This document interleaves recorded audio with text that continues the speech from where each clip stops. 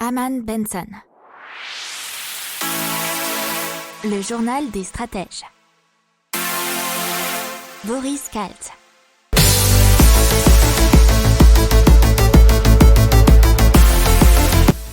Bonjour à tous et bienvenue dans le journal des stratèges pour une revue de l'actualité éco-tech et impact du jour. Alors aujourd'hui on va vous parler d'un SUV électrique à l'énergie solaire, ensuite on vous parlera de la PCE face aux pressions obligataires. Dans la tech, ça sera la NASA qui investit dans l'agricole, Aiko, un fabricant de composants de piles à hydrogène, et ensuite Blueway, une trottinette des mers. Enfin, dans l'impact, ça sera sur la blockchain et la traçabilité des denrées. Vous écoutez le journal des stratèges numéro 80 et ça commence maintenant. Donc Humble One Motors. Humble One Motors, donc il peut rouler avec de l'énergie solaire. Alors qu'est-ce que c'est ? C'est Humble Motors qui a fabriqué la voiture qui s'appelle One, qui est un SUV électrique qui peut fonctionner partiellement avec de l'énergie solaire.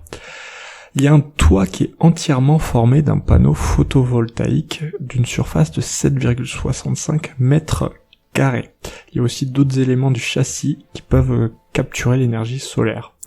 La voiture, elle peut donc emmagasiner toute la journée de l'énergie qui alimente une batterie, mais une batterie secondaire, ce qui peut donner une autonomie supplémentaire comprise entre 16 et 100 km. On intègre aussi une batterie rechargeable classique, qui sera une autonomie de 800 km normalement, et un moteur doté d'une puissance de 1020 chevaux. Par contre, elle n'est pas encore commercialisée, mais elle sera mise en production en 2024 pour un lancement commercial en 2025. Donc c'est une boîte américaine. Dans l'économie, c'est Christine Lagarde, la présidente de la Banque Centrale Européenne, qui hier, donc mercredi 31 mars, a mis au défi les investisseurs de tester la détermination de la Banque Centrale Européenne face à la forte remontée des coûts d'emprunt sur les marchés obligataires de la zone euro. Elle a ajouté que l'institution disposait d'outils exceptionnels pour répondre. Alors il faut savoir que la BCE s'est engagée au début du mois à accélérer ses achats de titres sur les marchés pour maintenir les rendements sous contrôle, bien que le rythme de ces achats ait ralenti la semaine dernière. La NASA ne s'occupe donc pas que de l'espace, puisque l'agence spatiale américaine a développé depuis plusieurs années un programme pilote pour l'agriculture qui s'appelle NASA Harvest. Et dernièrement, donc la semaine dernière, ils ont développé un partenariat avec la start-up israélienne CropX. Cette dernière, elle développe des capteurs placés dans le sol et reliés à une plateforme numérique de gestion agricole, pourra désormais être enrichie par des informations et des images captées par les flottes de satellites de la NASA. Ce qui en découle, ça sera une modélisation améliorée de l'eau, ainsi que de la qualité du sol et de la croissance des cultures. Allez, on vous parle à nouveau de l'hydrogène dans le journal des stratèges, avec Aiko, qui est le premier fabricant de composants de piles à hydrogène en France. Il vient de créer une plaque bipolaire en composite pour les piles à combustible. C'est une plaque plus légère, d'une durée de vie plus longue et plus compacte. Il faut savoir que les plaques représentent 75% du volume de la pile et 40% de son prix. Alors ils sont installés à Toulouse, ils ont un capital de 2 millions d'euros. Il va y avoir une première chaîne de production qui va être lancée. Ils espèrent avoir d'ici 2025 une quarantaine de salariés.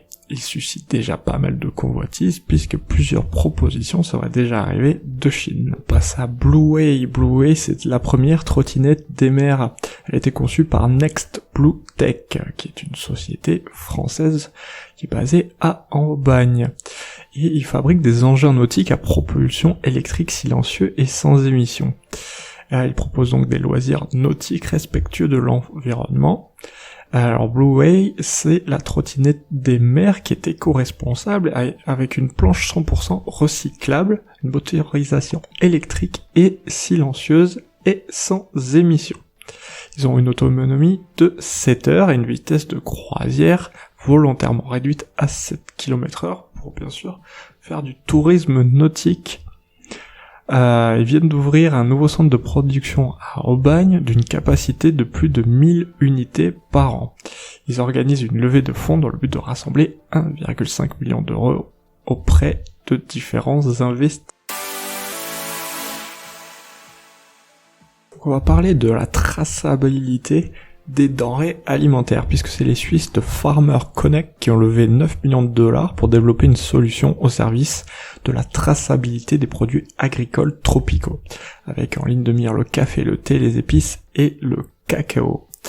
Le but, c'est de retracer l'origine des produits concernés au moyen d'une application, et ils vont donc développer un logiciel qui repose sur la technologie de blockchain d'IBM, Blockchain Transparent Supply. Les agriculteurs seront directement impliqués dans la chaîne de partage et de contrôle qui inclut tous les intermédiaires jusqu'aux distributeurs. Voilà, c'est tout pour aujourd'hui. Je vous souhaite une excellente journée et je vous dis à demain pour de nouvelles informations. Ciao.